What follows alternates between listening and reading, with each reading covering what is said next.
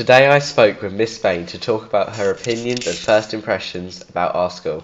What's your first impressions of KTS? My first impressions are very good. I am very impressed with the professional relationship that is evident between the members of staff and students. I always say that when you go into a new school, you can tell the atmosphere of the school and how it actually feels. So I got an excellent first impression from everybody when I first came here. So why did you want to teach at KTS? Yeah, okay. So I was so impressed with the range of clubs that students were able to participate in at the school, and to have over 100 different clubs is absolutely amazing, and what a great opportunity for young people. I also did see, when I was looking at different opportunities at the school, I saw news nights, and I was so impressed at some of the interviews that I saw, and I just thought what a great opportunity again for the students to get involved in journalism and into, you know, being camera operators. So that's, you know, they're some of the reasons why I really wanted to work here. And also it's a very good school. It's got a really good reputation within the local community, and students have the opportunity to get really good outcomes and really good grades by being part of this school. What is your greatest professional accomplishment?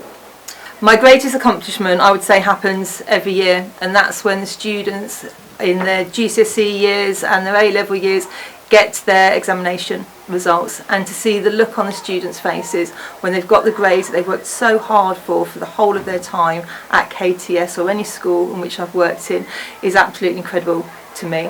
And also to see the pride on the teachers' faces as well, because they've helped those students to get their particular grades. So every single year, whether it's children that I've taught myself, or whether it's as a school leader, to see that look on the children's faces, the students' faces and the members of staff, I just think is absolutely wonderful.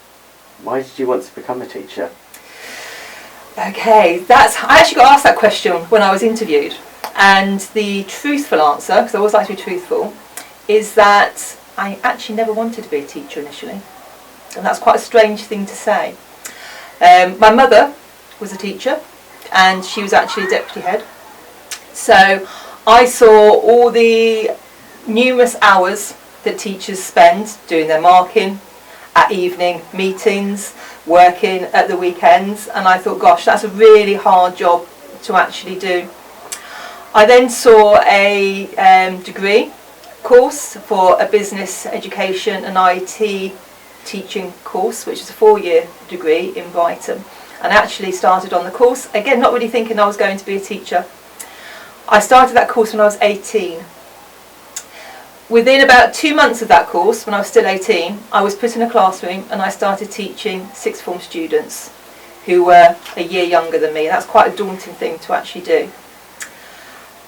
Throughout my whole of my degree, there's 4 years, I never once thought then about not becoming a teacher. And in the 26 years since I have been teaching, I've not one day thought that I wanted to actually change my career. And I'm so proud to be a teacher, and I'm so proud to work within schools and actually to help nurture and shape young people. So although I never wanted to do it in the first instance, it's something now I would have regretted for the whole of my life if I hadn't become a teacher. In your assembly, you talked about the Three Peak Mountains. Has there been any other sporting achievements you've done? Yes, I'm somebody that many years ago, I didn't enjoy running or anything. I was the sort of person that if you asked me at school to do a cross country, I wasn't really very athletic at all. And then I started setting myself little challenges. And the first challenge I set myself was to do what was called, or what is called, the 5K inflatable run. I don't know if you've heard of one of those before, but what it is, it's a 5K run, but you get to go over inflatables, so like the big bouncy castles and things like that. So that was my first challenge, and I did that, and I was so proud of myself. I think I did that in about just over half an hour, and I managed to run the whole way round. After doing that, I set myself another challenge, and that was to do the Brighton half marathon, which is 13 miles around Brighton. So I did that, and that took me about 2 hours 20 minutes, and that was a massive challenge for me because I never used to like running at all. So I built myself up, and then I moved towards the 3 peaks. So I'm now looking for a new challenge, James. Okay, So if you think of anything else that I can do sporting wise, that I can challenge myself, don't think I can quite make a full marathon at the moment. If anybody comes up with some ideas, then I'm willing to hear those.